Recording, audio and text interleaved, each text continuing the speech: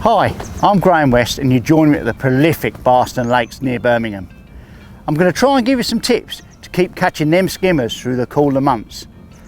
As carp dominated venues turn to silverfish leagues, I'm going to try and give you some tips to help you put some more fish in your net.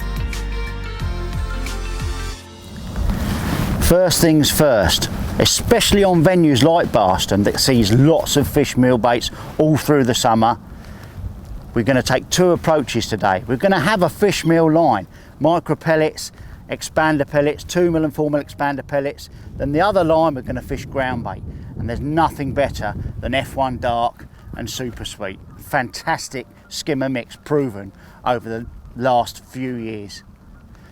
And to start the session, I'm going to feed 2 balls of ground bait on that ground bait line with dead pinkies, dead maggots, an odd few micros in it.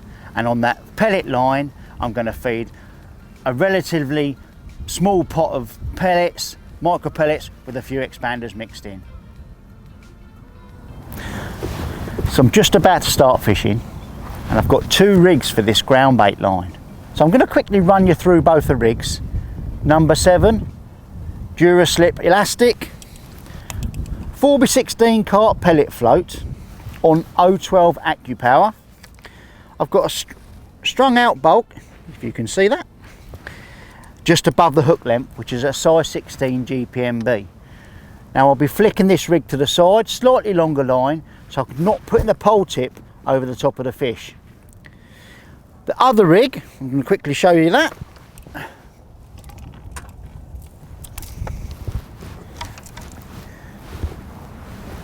Number 5 Duraslip, 012 AccuPower again. Now this time a 4x14's F1 fide and completely strung out shot in, so I can flick the rig yet again on a longer line and hold it tight so I can catch fish going through the water. There's no guarantee where the fish are going to be, what levels the fish are going to be at in your peg. So if you have a strung out rig and a bulk down rig, it covers you from both situations. And onto my pellet rig, which will be fishing at 13 metres. Same again, number 7 Duraslip. Again, another positive rig, 4x16's carp pellet float. Bolt down again, just above the hook length, and this will be laying 2 inches on the bottom to pick up them better fish. So let's get fishing, and join me in a little while and we'll look at topping up the swims when the fish start to back off a little bit.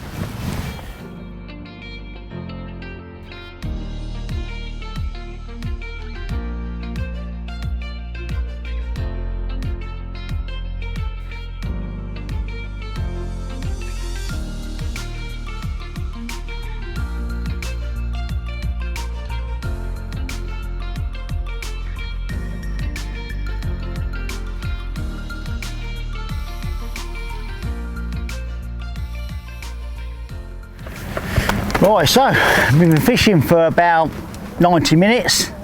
Initially it was going to be 2 balls of ground bait on that short line, and then fish a little ball of ground bait every now and again using a cad pot, but to be honest it's fishing really well. And as time's gone on, I've tried feeding using a cad pot every second fish, but I still felt that the swim was getting stronger.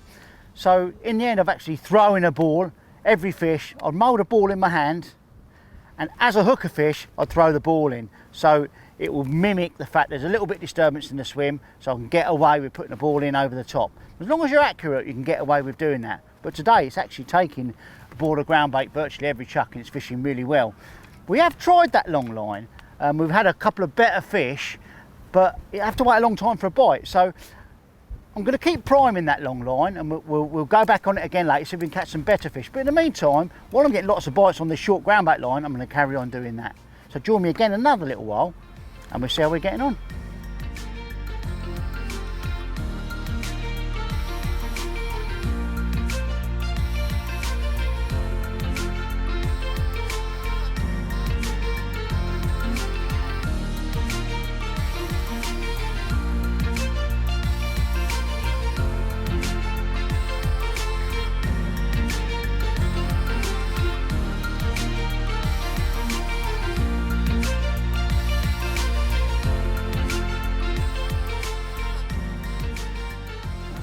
So we're a few hours into the session now.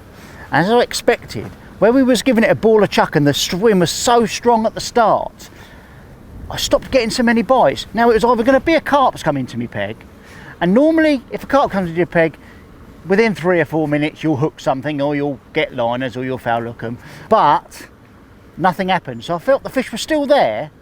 So what I've done is I've picked up that strung out rig that we went through earlier, and I've laid that rig in, and I've caught really well on that strung out leg. But what it's told me is the fish are coming up in the water.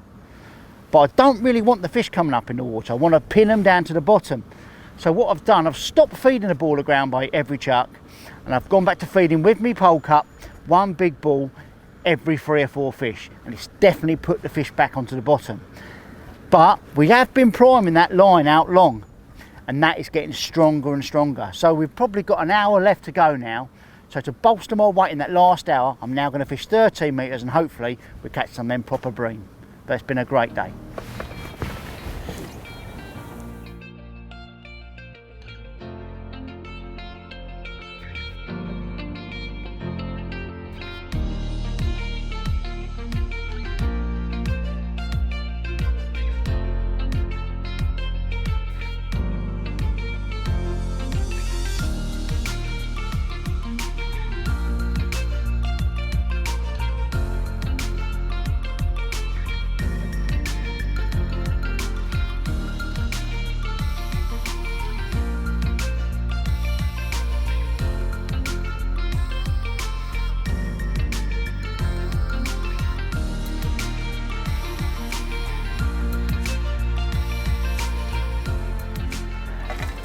But what have we learned today? First things first, make sure that you carry a variety of baits, because today's been a really strange day.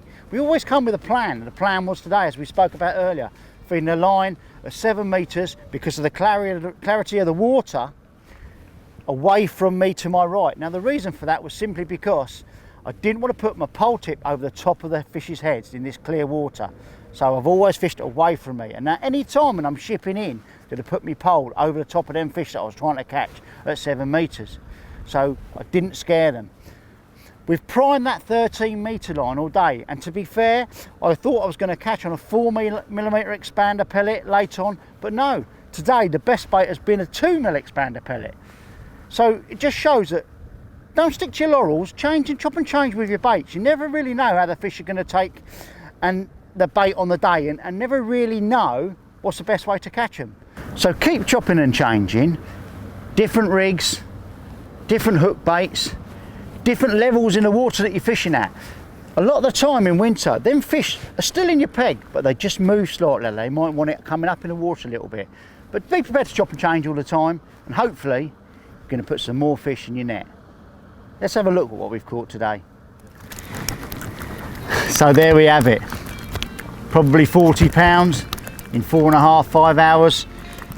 Hope you can take some of the tips I've given you today and try to keep it simple for catching some great big nets of silvers like this over the cooler months coming up. See you on the bank sometime.